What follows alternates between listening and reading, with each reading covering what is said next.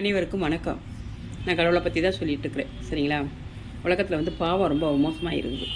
பாவம் என்பது மக்களை மனமாற்றம் பண்ணி ரொம்ப பாடுபடுத்தி ரொம்ப கஷ்டத்துக்குள்ளாகுது. கஷ்டம் என்பது என்னென்னு பார்த்துக்கிட்டிங்கன்னா, பயங்கர மன உளைச்சலை கொடுக்கறது, பணப்பிரச்சனையை கொடுக்கறது, வரக்கூடாத நோய்கள் வர்றது, திடீரென்று யாராவது நல்லா இருக்கிறவங்களும் ஆக்சிடெண்ட் ஆகி காலி பண்ணி விட்டு போயிடுறது.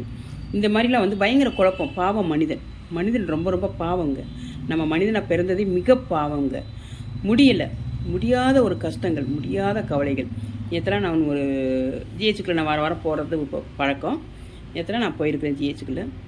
ஒரு அப்பா, ஒரு அம்மா, குழந்த, ஒரு 4 வயசு குழந்த, 3 பேரும் ட்ராவல் பண்ணியிருக்கிறாங்க.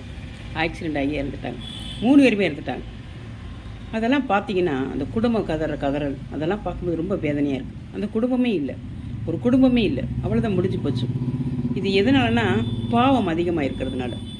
பாவம் வந்து எப்படிடா மனுஷனை என்னென்று அழிக்கலாம், எப்படி கொடுமைப்படுத்தலாம், எப்படி சித்திரவதை பண்ணலாம் அப்படின்னு சொல்லி மனிதனோட மனசுக்குள்ளே புகுந்து தேவையில்லாத விஷயங்களை உருவாக்கி தேவையில்லாத கஷ்டத்தை கொடுத்து மன உளைச்சலை கொடுத்து ரொம்ப அநியாயம் பண்ணிட்டு இருக்குது இந்த பாவம்.